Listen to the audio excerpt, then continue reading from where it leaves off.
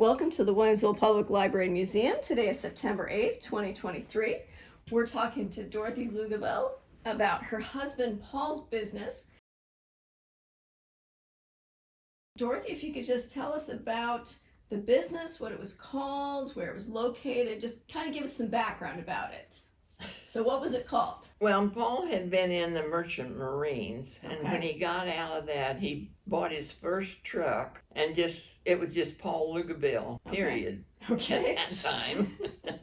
And he hauled a lot of rock and coal because we didn't have natural gas yet here in Williamsville.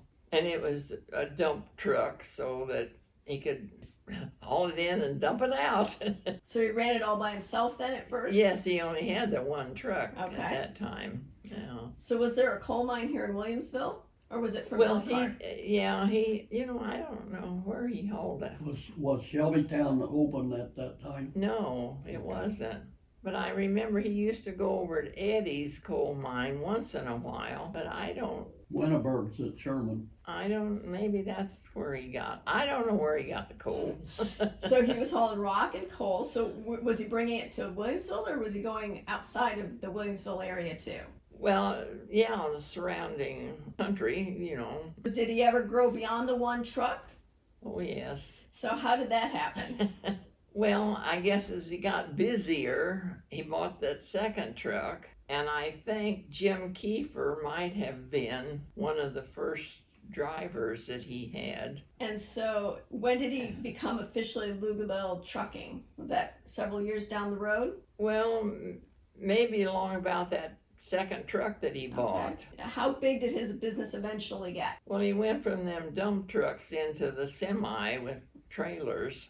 And what kind of things did he haul with the semis? He got on with International Harvester and was hauling tractors and combines out of the factory to dealers. So did that take him on some long distance trips then? Well, he was always within the state of Illinois, and I think got home every night. Do you remember him talking about any special workers or any special customers that he particularly enjoyed or had issues with?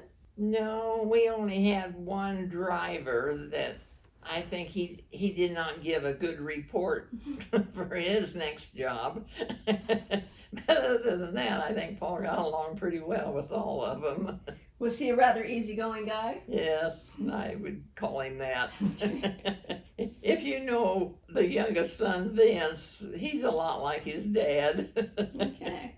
Is that part of what made him a successful businessman, do you think? Do you think his demeanor, his easygoing sense yeah, helped? I think so, yeah. He could talk to most anybody and stir up a conversation.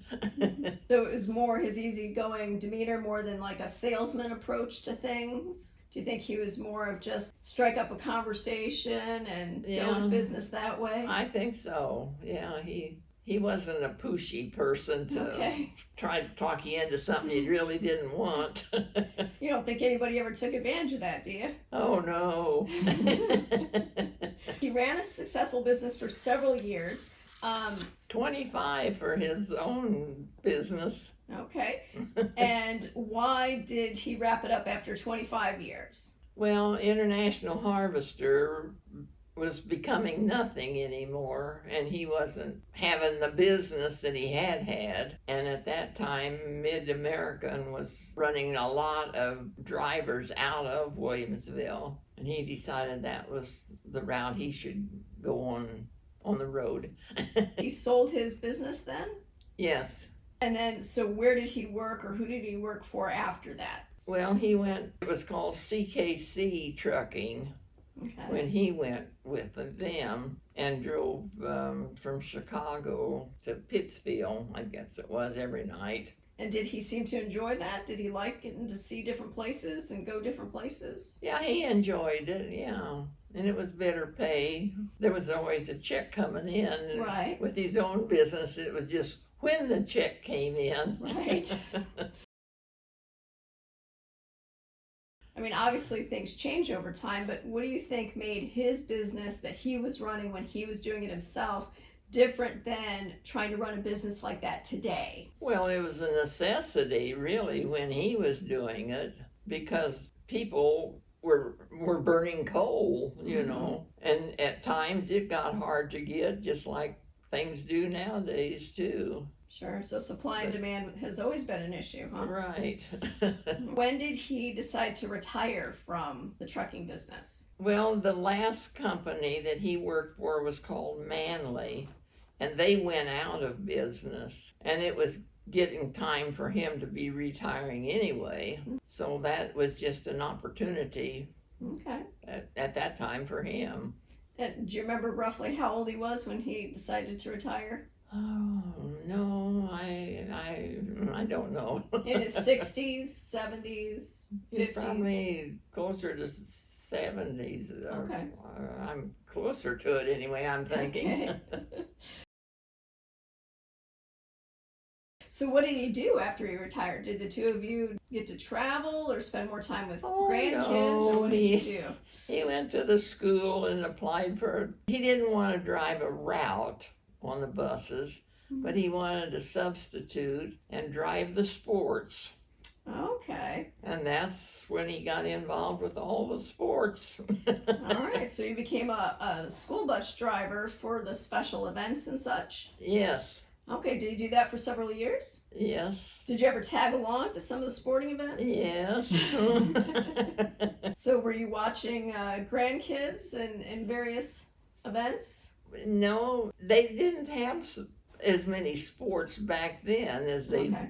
So our kids were not involved in sports. So when you started going to sports, it was just because you liked seeing some of the kids that you knew from Williamsville? Right. So what kind of things did you enjoy the most? What sports did you like going to see the most? Softball. All right. That's what I'm still enjoying. All right. How do you find yourself involved with softball? I go to the home games now on my Okay. little red scooter All right. with a flag on it. All right. And the kids know that I'm coming. They don't necessarily know who I am, but they're getting to know that I'm Dorothy now. A lot of them are calling out to me, "Hi, Dorothy." So they holler out at you when they see you? Yes, but not during the game. Right. Just either before or after. Of course. How many softball games do you think you go to in a season, roughly? Do you go every week, once a couple times a week? Or I every try to game? go to every home game, and I get somebody to print out a schedule for me. And I used to go to some of the away games, but now I just go to the home games. Okay, so this is for the high school girls? Junior high and high school. Okay, so you're committed. Is there anything else you do now that you're retired? I come to the library on Tuesdays. All right, so you come to coffee hour. For the coffee hour, and I Nice. don't drink coffee. You have some hot chocolate. Oh, maybe I some drink tea. that hot chocolate and water. And are you still active in your church? I'm not so active, but I still go. So you're still going to the Methodist church? Yes, And I assume you're going to be at the Autumn on the Boulevard that's coming up soon. sure will be. Thank you, Dorothy. We appreciate you sharing some of your memories on your husband's business with us and appreciate your time. Thank you. Thanks.